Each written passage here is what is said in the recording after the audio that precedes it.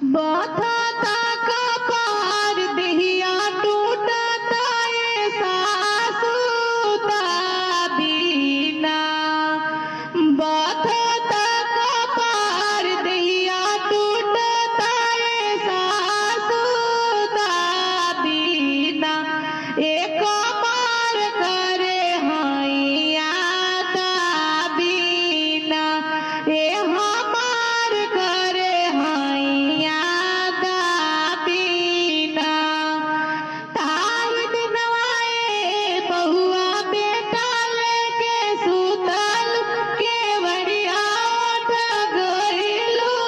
ताई दिनवा हमके काहे ना बोलवलू। ताई दिनवा हमके काहे ना बोलवलू।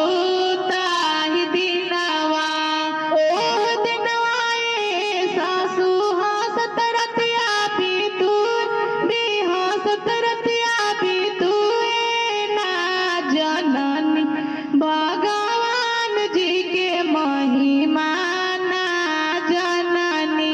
हरे राम जी के महिमा ना जननी।